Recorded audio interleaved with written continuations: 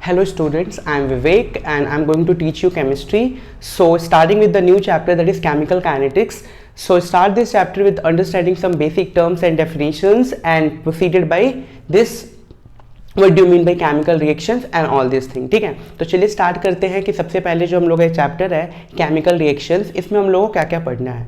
तो ये जो चैप्टर है, सबसे पहले मैं आपको थोड़ा सा इसके बारे में बताना चाहता हूँ कि इस चैप्टर से जो मेजॉरिटी पोर्शन होगा वो हम लोग का न्यूमेरिकल होने वाला है. ठीक है, तो न्यूमेरिकल पे बहुत अच्छी कमांड बनानी है और ये चैप्टर बहुत ज़्यादा इंटरेस्टिंग होने वाला है बिकॉज हम लोग different types of rate of reactions को पढ़ने वाले हैं. इससे जो फर्स्ट चैप्टर था, इससे पहले वाला चैप्टर दैट इज इलेक्ट्रोकेमिस्ट्री, उसमें हम लोगों ने काफ़ी तरह के इलेक्ट्रोलिटिक सेल्स वगैरह को पढ़ा, ईएमएफ को पढ़ा, और इस चैप्टर में हम लोग केमिकल की स्पीड को देखने वाले हैं, रेट ऑफ रिएक्शन को देखने वाले हैं कि कोई भी रिएक्शन कितने समय में हो सकती है. ठीक है, तो चलिए स्टार्ट करते हैं अपने इस केमिकल रिएक्शन चैप्टर को. ठीक है, तो सबसे पहले केमिकल काइनेटिक्स क्या होता है. ठीक है, तो नाम से ही पता लग रहा है केमिकल काइनेटिक्स, यानी जब भी कोई केमिकल्स बहुत ज़्यादा क्या जाते हैं, अंडरगो रिएक्शंस जाते हैं, किस रफ्तार से जा रहे हैं, स्पीड क्या है उनकी, कैसे रिएक्टेंट प्रोडक्ट में कन्वर्ट हो रहा है, तो उसको हम लोग बोलते हैं केमिकल काइनेटिक्स. ठीक है, जो भी बाकी डेफिनेशंस वगैरह हैं उन सबके नोट्स आपको मिल जाएंगे. यहाँ पे मैं सभी चीज़ों को समझाने वाला हूँ ताकि चीज़ें आपको एक बार अच्छे से समझ आ जाए, क्योंकि अगर एक बार समझ में अगर आपको आगे चाहिए तो आप बहुत अच्छे तरीके से इस चैप्टर को कर लोगे और बहुत अच्छे मार्क्स गेन कर सकते हो. तो चलिए स्टार्ट करते हैं. तो सबसे पहले मैं थोड़ा सा आपको बताता हूँ कि मान लीजिए कोई भी रिएक्शन होता है, जैसे मैंने लिखा कि मेरा कोई रिएक्शन A प्लस B, ठीक है, और ये हमको क्या दे रहा है, C प्लस D. ठीक है, इसको हम क्या बोलते हैं जनरली, रिएक्टेंट. ये सब आप पढ़ चुके हैं बहुत पहले ही, 10th क्लास से ही हम लोग ये सब पढ़ चुके हैं. तो दिस इज रिएक्टेंट, और ये जो हम लोग को मिल रहा है उसको हम क्या बोलेंगे, दिस इज प्रोडक्ट. ठीक है, अब कहानी देखिए कि reactant A plus B react कर रहा है और हमें दे रहा है प्रोडक्ट. ठीक है, तो चलिए एक चीज समझते हैं इसके अंदर कि ये रिएक्टेंट जो है ये क्या है. ठीक है, तो जैसे जैसे कोई भी रिएक्टेंट हो गया उसका कुछ कंसंट्रेशन होगा, कंसंट्रेशन मतलब उसका कुछ अमाउंट होगा. तो जैसे जैसे रिएक्शन प्रोसीड करता जाएगा वैसे वैसे रिएक्टेंट का अमाउंट जो है वो घटता जाएगा और प्रोडक्ट का जो अमाउंट है वो बढ़ता जाएगा. ठीक है, तो कोई मुझसे पूछे कि मुझे आप रेट ऑफ रिएक्शन जो है, रेट ऑफ रिएक्शन को आप कैसे डिफाइन करेंगे. ठीक है, तो चलिए थोड़ा सा एग्जांपल लेते हैं. आपने थोड़ा सा पढ़ा होगा स्पीड के बारे में, है ना. ठीक है, स्पीड क्या होता है, बेसिकली स्पीड होता है आपका कि distance travel in a unit time, कि किसी भी यूनिट टाइम में आप कितना डिस्टेंस ट्रेवल कर रहे हैं, दैट इज 1 मिनट में या 1 सेकेंड में या 1 आवर में, 1 किलोमीटर 2 किलोमीटर 3 किलोमीटर, इस तरीके से आप स्पीड पढ़ते थे. उसी तरीके से हमें केमिकल काइनेटिक्स के अंदर ये जो भी कंसंट्रेशन होगा इन सबका हमें पढ़ना है रेट. ठीक है, जो मैथमेटिक्स के स्टूडेंट होंगे उस रेट वर्ड को अच्छे से समझ रहे होंगे कि रेट का मतलब क्या होता है, कि एक डिफरेंशिएबल क्वांटिटी है जो टाइम के रिस्पेक्ट में देखते हैं कि कितना आउटपुट हमें वो दे रहा है. ठीक है, तो मैंने बोला कि इसका कंसंट्रेशन है, तो मुझे अब क्या करना है, यही चीज है, कुछ भी नहीं करना, रेट ऑफ रिएक्शन. क्या पढ़ रहे हैं हम लोग, ROR का मतलब रेट ऑफ रिएक्शन. क्या होगा, कुछ नहीं, कि यहाँ पे कितना कंसंट्रेशन है, कंसंट्रेशन को हमेशा हम स्क्वायर ब्रैकेट में रखते हैं, अपॉन टाइम. तो इसी को हम क्या बोलने वाले हैं कि ये हो जाएगा मेरा रेट ऑफ रिएक्शन. बिल्कुल स्पीड की तरह ही, स्पीड में क्या था, डिस्टेंस पर यूनिट टाइम ना, तो यहां पे हमारा क्या है, केमिकल्स की बात कर रहे हैं, कंसंट्रेशन की बात कर रहे हैं. तो यहां पे बात करेंगे कि किसकी कितनी कंसंट्रेशन है और कितने टाइम में वो चेंज हो रहा है, that is called rate of reaction. ठीक है, इसको आप समझ चुके होंगे अच्छे से, इसमें कोई प्रॉब्लम नहीं होगी. ठीक है, चलिए इसको थोड़ा सा आगे बढ़ाते हैं इस कहानी को और इसको समझते हैं कि रेट ऑफ रिएक्शन को हम रिप्रेजेंट कैसे करते हैं. बहुत जरूरी चीज़ है रेट ऑफ रिएक्शन को रिप्रेजेंट करना. तो मैंने बोला कि जैसे मैं रेट ऑफ रिएक्शन को R से रिप्रेजेंट कर रहा हूँ, तो ये कितना हो जाएगा, ये हो जाएगा हम लोग का सिंपल तरीके से अगर मैं देखूँ कि change in concentration of A, जैसे मैंने बोला कि ये हो गया DA ओवर DT. ठीक है, DA ओवर DT. देखो इसको तो कंसंट्रेशन, इसको आप ना भी लिखो तो कोई फर्क नहीं पड़ता, इसको आप नॉर्मली DT भी लिख सकते हैं कि बता रहा है कि कितने समय में चेंज हो रहा है. ठीक है, अब एक बहुत ही अच्छा पॉइंट आता है जो आपको समझना है कि जब भी आप रिएक्टेंट का लिखेंगे ना रेट ऑफ रिएक्शन, तो वहां पे नेगेटिव साइन आएगा. अभी मैं बताऊंगा ये नेगेटिव क्यों आ रहा है. उसी तरीके से आप लिख सकते हो कि dB by dt ठीक है। इसी तरीके से आप लिख सकते हैं dc/dt, इस पे पॉजिटिव साइन रहेगा, इस पे कोई साइन नहीं लगाएंगे, इस पे भी नेगेटिव आएगा। और लास्ट में एक और क्या हो जाएगा हम लोगों का, वो हो जाएगा सेम टू सेम dd/dt। तो इस तरीके से हम रेट ऑफ रिएक्शन को रिप्रेजेंट करेंगे। तो कोई पूछे आपको रेट ऑफ रिएक्शन कैसे रिप्रेजेंट करना है, तो इस तरीके से आप रेट ऑफ रिएक्शन को रिप्रेजेंट करेंगे। कंसंट्रेशन में आप अमाउंट को कैसे लिखेंगे, नेगेटिव, और प्रोडक्ट में आप साइन नहीं लगाएंगे, वो पॉजिटिव होता है। अब ऐसा क्यों होता है वो मैं थोड़ा सा आपको समझाता हूं, ध्यान से समझिए। मैंने बोला कि लेट अस अज्यूम जैसे ए था, है ना, जब टाइम 0 था, कोई भी टाइम मान के चलते हैं 0, तो वहां पे ए का जो कंसंट्रेशन था ना, उसको मैं मान के चल रहा हूं कि A0 था। ठीक है, कुछ समय बाद t equal to T something 2 second 5 second 10 second के बाद क्या हुआ होगा, जो इसका कंसंट्रेशन था उसको मैंने a मान लिया, AT, यानी सम टाइम t। तो हुआ क्या है, अब आप देखते हैं कि अगर मैं इसका रेट ऑफ रिएक्शन लिख रहा हूं तो क्या होता है, change in concentration upon time, यानी फाइनल अपॉन इनिशियल। तो आपको पता ही है, जैसे मैं लिख रहा हूं चेंज इन कंसंट्रेशन, है ना, change in concentration upon change in time, change in concentration upon change in time. इस चीज को यहां पे समझिए। तो मैं क्या बोल रहा हूँ, change in concentration upon change in time के लिए आप क्या लिखते हो, किसी भी चेंज को फाइनल माइनस इनिशियल ना, तो मैं लिखूंगा इसको ऐसे ही ना कि this is AT minus A0 upon T minus 0, है ना। तो ये रेट कितना निकल के आ गया, देखिए AT minus A0 upon T, यही आ रहा है ना रेट ऑफ रिएक्शन निकल के, फाइनल माइनस इनिशियल कर दिया तो ये आ रहा है। अब बताइए एक चीज, जैसे ही रिएक्शन होगा तो उस समय क्या होता है कि ये वैल्यू लगातार ना डिक्रीज होते रहती है, रिएक्टेंट की वैल्यू क्या होती रहती है, घटते रहती है, और प्रोडक्ट की जो वैल्यू है वो इंक्रीज होती रहती है। तो इनिशियली जब ये A0 था तो फुल था एकदम, मैंने बोला कि 10 ग्राम है, लेट अस अज्यूम कि ये 10 ग्राम है इनिशियली। उसके बाद से जैसे जैसे रिएक्शन होने लगा तो इसकी वैल्यू क्या होने लगी, इसकी वैल्यू कम होने लगी, क्योंकि इसकी वैल्यू बढ़ने लगी है ना। तो इसकी वैल्यू कम होने लगी, यानी फाइनल वैल्यू इनिशियल वैल्यू से इसकी कम आ रही है। स्टार्टिंग में ये 10 है, फिर धीरे धीरे घटने लगेगा और प्रोडक्ट बढ़ता जाएगा, तो इसकी वैल्यू फाइनल कम होगी। और आपको पता है कि जब भी ये AT वैल्यू क्या होगी, कम होगी, जब भी आप स्मॉल वैल्यू में से, है ना, स्मॉल वैल्यू में से लार्जर वैल्यू को माइनस करेंगे, है ना, तो जो साइन अपॉन टाइम, ये स्मॉलर वैल्यू होगी AT, क्योंकि रिएक्टेंट टाइम साइन के साथ घटेगा, तो क्या आ जाएगा, क्वांटिटी नेगेटिव आ जाएगी। तो इस नेगेटिव को पॉजिटिव बनाने के लिए हम यहाँ पे नेगेटिव साइन को यूज करते हैं। ठीक है, कहने को मैं सीधा ये भी कह सकता था कि नेगेटिव साइन सिर्फ यही डिनोट करता है कि यहाँ पे रिएक्टेंट की वैल्यू कम हो रही है, और पॉजिटिव साइन ये डिनोट करता है कि प्रोडक्ट की वैल्यू बढ़ रही है। लेकिन मैंने इसको अच्छे से आपको बताया खोल के, ताकि कंफ्यूजन ना रहे कि नेगेटिव साइन क्यों लिया, क्योंकि किसी भी रेट ऑफ रिएक्शन कोई नेगेटिव तो नहीं हो सकता ना। मैं बोलता हूं कि उसकी स्पीड 10 किलोमीटर है, 20 किलोमीटर है, कभी ये तो नहीं बोला कि स्पीड -5 किलोमीटर है, कोई पीछे तो नहीं चलने लग जाएगा उल्टा स्पीड से, है ना। तो इसी तरीके से किसी भी रेट को डिफाइन करना होता है तो आप रेट को कभी नेगेटिव में नहीं लेंगे।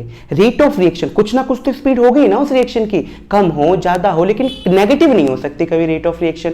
तो यहां पे तो नेगेटिव आ जाता अगर मैं रिएक्टेंट की बात करूं, क्योंकि इसकी फाइनल वैल्यू तो कम हो रही है as compare to initial value. इसीलिए इस नेगेटिव को हटाने के लिए हम यहाँ पे एक नेगेटिव साइन लगा देते हैं, ताकि जो रेट ऑफ रिएक्शन है वो हमारा क्या आए, पॉजिटिव आए। ठीक है, तो आई होप यहां तक बिल्कुल अच्छे से क्लियर होगा कि रेट ऑफ रिएक्शन को कैसे रिप्रेजेंट करते हैं, उस पर नेगेटिव साइन क्यों लगाते हैं। प्रोडक्ट में तो कोई प्रॉब्लम है नहीं, वो तो पॉजिटिव है, क्यों, क्योंकि उसका प्रोडक्ट फाइनल प्रोडक्ट तो और बढ़ता ही जाएगा, तो वो वैल्यू हमेशा पॉजिटिव आएगी। ठीक है, इसमें कोई भी डाउट हो, कोई भी प्रॉब्लम हो तो तुम मुझसे पूछ सकते हो। ठीक है, चलिए अब थोड़ी सी इस कहानी को आगे ले चलते हैं, अपनी इस रेट ऑफ रिएक्शन वाली बात को। ठीक है, चले अब मैं एक चीज बताइए, अगर मैं इसको ऐसे लिखता हूं कि मान लो जैसे मेरा ये ABCD है, तो मैं यहाँ पे बोल सकता हूं कि हाँ, rate of reaction of A is equal to rate of reaction of B is equal to rate of reaction of C is equal to rate of reaction D, बिल्कुल बोल सकते हैं। लेकिन मान लो कोई ऐसा क्वेश्चन आ गया कि A plus 2B gives us C plus 3D। अब इसमें आप बोल सकते हैं क्या कि इस RA is equal to RB is equal to RC is equal to RD? नहीं बोल सकते। क्यों? क्योंकि जितने देर में A का 1 मोल रिएक्ट कर रहा है उतने देर में B का 2 मोल रिएक्ट कर रहा है, और उतनी ही देर में C के 1 मोल बन रहा है और D का 3 मोल बन रहा है। ये जो रिएक्शन होता है साइमल्टेनियसली होती है, एक ही साथ होती है पूरी। तो इसको हम तो रेट ऑफ रिएक्शन दोनों का बराबर नहीं है। क्यों? क्योंकि इसका 1 मोल खर्च हो रहा है, इसका 2 मोल खर्च हो रहा है, तो हम बिल्कुल नहीं कह सकते कि इनका सेम है। ठीक है, तो इसको कैसे लिखेंगे? हाँ जी, ऐसे कह सकते हैं कि आर ए है ना is equal to R B is equal to R C is equal to R D. देखिए कैसे, इसको अगर मैं 2 से डिवाइड कर दूं, इसको मैं अगर 3 से डिवाइड कर दूं, अब तो बिल्कुल बराबर है ना। 1 मोल अगर आर ए का रिएक्ट कर रहा है तो आरबी का भी अब 1 ही मोल रिएक्ट कर रहा है। देखिए 2 से डिवाइड कर दिया तो 1 आ गया, उतनी देर में आरसी का 1 मोल बन रहा है, और 3 से इसको डिवाइड कर दिया तो इसका भी 1 मोल ही बन रहा है। तो इस तरीके से हम बता सकते हैं, ठीक है, कि जब भी ऐसे कोई रिएक्शन हो तो आप रेट ऑफ रिएक्शन को आप ऐसे लिखेंगे। ठीक है, मान लीजिए कोई न्यूमेरिकल आ जाता है, इस पे क्या बोलता कि what is the rate of reaction of A if the rate of reaction of RC is this, मतलब आरसी की वैल्यू कुछ गिवन होती है, यहाँ पे कोई भी एक्स वैल्यू गिवन होती और बोलता आप आर ए का बताओ, तो आर ए आरसी को कंपेयर कर दीजिए, जितना आरसी उतना आर ए। अगर बी की गिवन होती तो बी आर ए की कितनी हो जाएगी, ट्वाइस ऑफ आर ए। तो इस तरीके से आप कंपेयर करके निकाल सकते हैं। ठीक है, यहां तो कोई प्रॉब्लम नहीं हुई, गुड। चलिए अब एक चीज और कि अब यूनिट की बात कर लें थोड़ा, कि what is the unit of rate of reaction. ठीक है, कि यूनिट क्या होती है रेट ऑफ रिएक्शन की, तो unit of rate of reaction. ठीक है, तो चलिए यूनिट की बात कर लेते हैं। तो यूनिट की बात कैसे करने वाले हम लोग, यूनिट की बात ऐसे करेंगे कि क्या होता है रेट, तो अभी हमने पढ़ा चेंज इन कंसंट्रेशन, है ना, change in concentration per unit time, this is called rate of reaction. तो इसकी यूनिट निकालते हैं, कुल मिला के ये क्या है, कंसंट्रेशन अपॉन टाइम। ठीक है, कंसंट्रेशन की यूनिट हम लोग को पता होनी चाहिए, 11 से पढ़ते आ रहे हैं, नहीं पता है तो मैं एक बार याद दिला देता हूं। कंसंट्रेशन की यूनिट होती है मोल पर लीटर। ठीक है, कितना मोल कितने लीटर में डिसॉल्व हो रहा है, दैट इज कॉल्ड कंसंट्रेशन। तो इसकी कितनी होती है, मोल पर लीटर, और यहाँ पे क्या है, सेकंड, टाइम की किस में लेंगे, सेकंड में लेंगे। तो इसकी यूनिट कितनी निकल के आ गई, इसकी यूनिट निकल के आ गई मोल पर लीटर पर सेकेंड। तो this is the unit of rate of reaction. इसको एकदम दिमाग में आपको फीड कर लेना है। ठीक है, कि what is the unit of rate of reaction. तो ये हमारी किसकी यूनिट हो जाएंगी, रेट ऑफ रिएक्शन की यूनिट हो जाएगी। तो आई गेस यहाँ तक आपको कोई प्रॉब्लम नहीं होगी। क्या क्या पढ़ लिया हम लोगों ने, व्हाट इज रिएक्टेंट, कैसे प्रोडक्ट बनाते हैं, रेट ऑफ रिएक्शन को कैसे मैथमेटिकली डेराइव करते हैं, ये रेट ऑफ रिएक्शन को आना चाहिए था, नेगेटिव साइन क्यों लेते हैं, पॉजिटिव साइन क्यों लेते हैं, और यूनिट क्या होती है रेट ऑफ रिएक्शन की। ठीक है, यहाँ तक बिल्कुल क्लियर है, कोई प्रॉब्लम नहीं है यहाँ तक। ठीक है, अब यहाँ से हम लोग नेक्स्ट स्टार्ट करेंगे। तो नेक्स्ट स्टार्ट करने से पहले थोड़ा सा देखते हैं कि नेक्स्ट में क्या क्या पढ़ना है हम लोगों को। तो उसमें हमें 3 चीजें बेसिकली करनी है, that is type of chemical reaction. कितनी तरह की केमिकल रिएक्शंस होती हैं, तो देखो एक तो वो चीज भी है कि very fast reaction, very slow reaction, और एक होता है आपका मॉडरेट या फिर average reaction. Very fast reaction क्या होगा, कि एक ऐसी रिएक्शन जो बहुत कम समय में, a reaction which takes place in very small time is known as very fast reaction। ठीक है, और very slow reaction क्या हो जाएगा, a reaction which takes lots of time for their completing, जैसे 1 दिन, 2 दिन, 4 घंटे, 5 घंटे। एग्जाम्पल क्या याद आ रहा है आपको, रस्टिंग ऑफ आयरन, बिल्कुल सही बात है। जो रस्टिंग ऑफ आयरन है वो वेरी फास्ट रिएक्शन नहीं है, वो कैसा रिएक्शन है, वो वेरी स्लो रिएक्शन है, वो धीरे धीरे धीरे धीरे होता है। ठीक है, और एक लास्ट में क्या होता है, मॉडरेट टाइप की रिएक्शन, जो ना तो जल्दी हो ना ज्यादा समय ले, बीच में जो टाइम लेती है, that is called moderate speed reaction. यानी reaction which neither takes place so fast and neither takes place so slow, this type of reaction is known as moderate reaction. जैसे कि क्लोरीनेशन ऑफ मीथेन, ये हम organic पढ़ेंगे तो वहां पे मैं समझाऊंगा क्लोरीनेशन ऑफ मीथेन क्या होता है क्या नहीं होता है। अभी के लिए आप बस ये ध्यान रखिए। तो 3 चीजों को समझ गए कि टाइप ऑफ रिएक्शंस क्या होती हैं, कैसी कैसी होती हैं, इसमें कोई प्रॉब्लम नहीं है। ठीक है, वेरी गुड। चलिए अब आगे बढ़ते हैं थोड़ा। अब हम लोगों को बेसिकली क्या पढ़ना है कि जो अपनी ये रेट ऑफ रिएक्शंस होती है ना, ये 3 तरीके की होती हैं रेट ऑफ रिएक्शन। ठीक है, तो types of rate of reaction, तो ये 3 तरह के होंगी। सबसे पहले बात करते हैं, बेसिकली 2 ही पढ़ना है हम लोगों को। एक होता है एवरेज, ठीक है, एवरेज रेट ऑफ रिएक्शन। अब ये एवरेज रेट ऑफ रिएक्शन क्या होता है भाई, आप लोगों ने एवरेज स्पीड पढ़ा है, उसी से थोड़ा इसको कंपेयर कर लो। एवरेज स्पीड क्या होता था, एवरेज स्पीड ये होता था कि मान लो मैं यहाँ से ट्रेन से कहीं जा रहा हूँ, ठीक है, यहाँ से मैं बॉम्बे जा रहा हूँ ट्रेन से, ठीक है। मैंने बोला कि उस ट्रेन की क्या स्पीड रही होगी, तो मैंने बोला अच्छा यहाँ की अगर मैं स्पीड की बात करूँ तो ट्रेन 1000 किलोमीटर के डिस्टेंस गया था, उसको 20 आवर्स लगे थे, तो ये आ गया भाई 50 किलोमीटर पर आवर। कितना आ गया? 50 किलोमीटर पर आवर। तो ये क्या होगा? ये होगा एवरेज स्पीड। ऐसा तो नहीं है कि ट्रेन 50 किलोमीटर पर आवर की स्पीड से चली होगी हर जगह, नहीं, कहीं वो 10 भी चली है, कहीं 80 भी चली है, कहीं 70 भी चली है, कहीं 20 भी चली है। समझ रहे हैं ना बात? तो हमें क्या करना है? एवरेज। हमें इससे फर्क नहीं पड़ रहा कि मैं हर समय पे निकालूं, मुझे इससे है कि उसकी टोटल एक क्या स्पीड रही होगी, that is called average speed. उसी तरीके से एवरेज रेट ऑफ रिएक्शन भी होती है कि कोई ऐसी रेट ऑफ रिएक्शन जो मैं रिएक्शन करा रहा हूं, मैं उसको देख रहा हूं कि चलो आज मैंने ये रिएक्शन किया, बाद में उसको 1 दिन के बाद, 5 घंटे के बाद, किसी भी समय के बाद उसके कंसंट्रेशन को, उससे टाइम को डिवाइड कर दिया, टोटल कंसंट्रेशन कितना अपॉन टोटल टाइम कितना लगा, तो उससे जो निकलेगा रिएक्शन का रेट ऑफ रिएक्शन, उसको बोलेंगे एवरेज रेट ऑफ रिएक्शन। इस चीज को एकदम अपने दिमाग में फीड कर लेना है। तो एवरेज रेट ऑफ रिएक्शन क्या होने वाला है, उसको हम लिखेंगे डेल्टा, कंसंट्रेशन की बात कर लेते हैं, ए ले लेता हूं मैं, delta A upon delta T. तो ये किसका फॉर्मूला हो जाएगा? Average rate of reaction. Average rate का मतलब क्या हो गया? टोटल फाइनल में कितना चेंज आया अपॉन इनिशियल में कितना चेंज आया और टोटल टाइम कितना लगा है, that is known as average rate of reaction. ठीक है। अब क्या करना है? मान लो मुझे किसी रेट ऑफ रिएक्शन का इंस्टेंट निकालना है भाई, हर 2 सेकंड पे पता करना है, इस 2 सेकंड के बाद बताओ कितना चेंज हुआ, इस 3 सेकंड के बताओ कितना चेंज हुआ। तो ये एवरेज किसी काम का है क्या? नहीं, बिल्कुल काम का नहीं है। ये तो फाइनल वैल्यू बता रहा है कि आज रिएक्शन कराई थी, कल रिएक्शन हो गई, तो total concentration upon total time. ये नहीं करना, हम लोग को बात करना है इंस्टेंटेनियस। ठीक है। तो इंस्टेंटेनियस की बात करूं मैं अगर, कि इंस्टेंटेनियस रेट ऑफ रिएक्शन क्या होता है, तो इंस्टेंटेनियस रेट ऑफ रिएक्शन के लिए क्या करने वाले हम लोग, उसमें क्या होता है at every instant of time, यानी हर 5 सेकंड के बाद, 2 सेकंड के बाद। तो ये बहुत अच्छा एक्यूरेट मेथड है। तो उसके लिए हम क्या करते हैं, delta A upon delta time limit ले लेते हैं, लिमिट t टेंस टू 0। इसका मतलब आप समझ रहे हैं क्या है? डेल्टा t टेंस टू 0 का मतलब कि जो टाइम इंटरवल है ना वो बहुत छोटा है।